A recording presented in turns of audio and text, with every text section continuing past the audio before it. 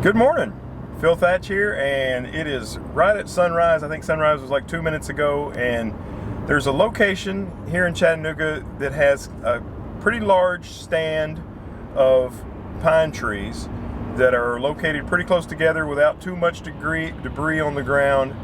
Well, I haven't really investigated it up close, but I've driven past and looked at it, and I thought it would really, I looked at it on the photographer's ephemeris, and it looked like the sunlight comes across it pretty good at sunrise. So I'm hoping to get a photograph of these trees with the sun hitting them directly from the side.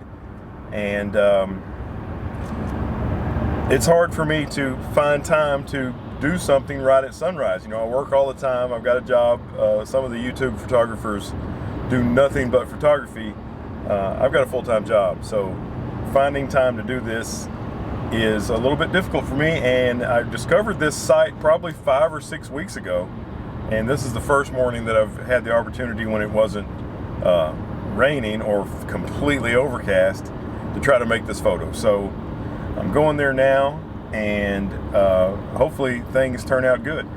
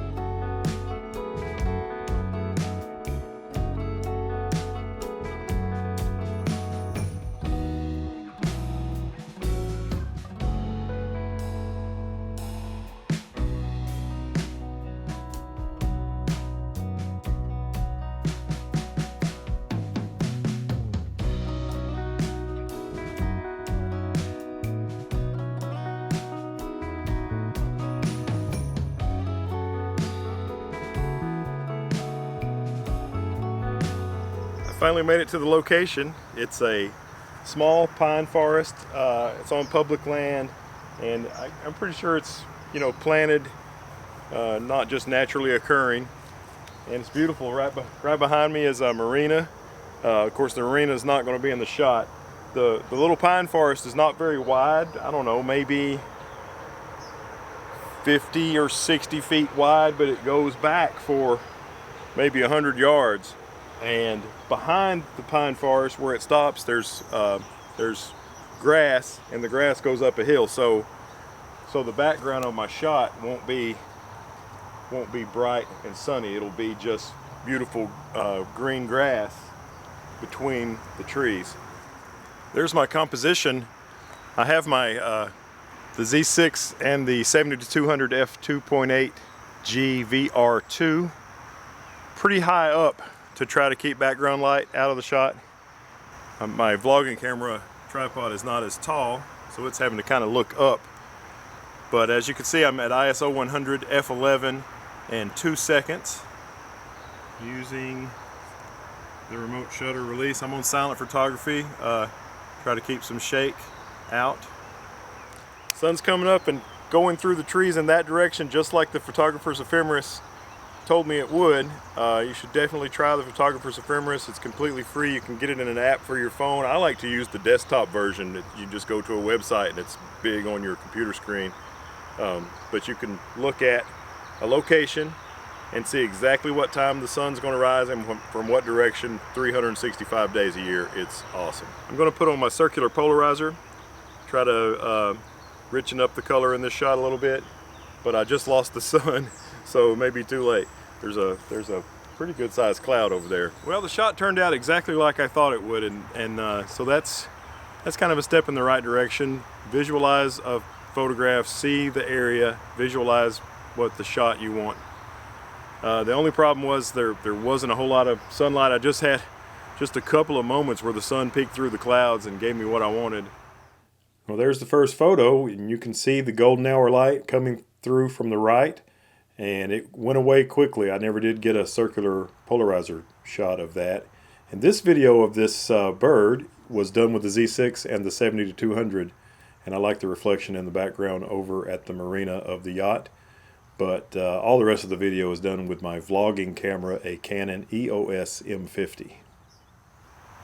I was about to pack up and head on out of here, but I decided to kind of hang around a little bit and drink my coffee.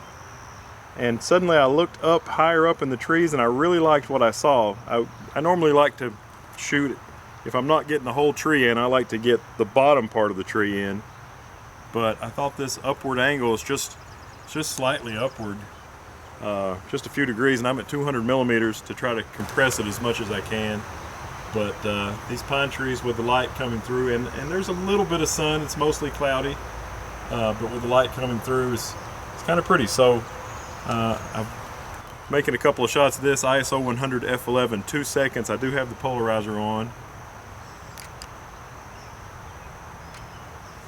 It took me a little while to realize that landscape photography was not just something for wide lenses. I don't know why that took me so long to get my head around, but a lot of landscape photography is done with telephotos. Today I've used nothing but, I actually had my 24-70 on when I got here, and I didn't like what I was seeing. It wasn't what I had pictured in my head when I saw this location. So I put my 70-200 on, and voila, all of a sudden what I had envisioned was showing up on my screen. So if you're new at landscape photography, remember that you don't always have to use a wide lens. I'm using a 70-200, and I'm at 200 millimeters. Normally I would have this hood turned the other way, but I have the polarizer on there, and with the hood turned around I can't turn the circular polarizer.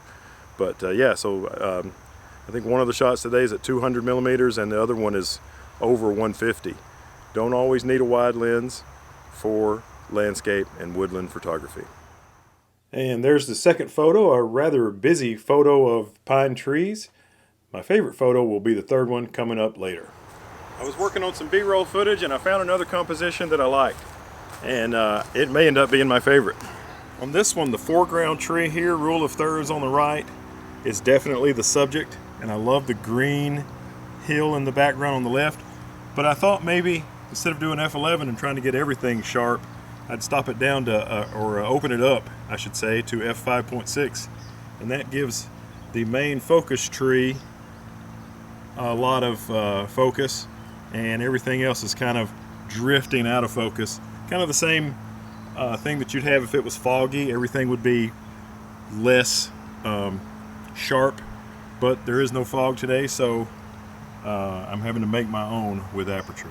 Also notice if you run your hand in front of the viewfinder, it'll switch to showing you here.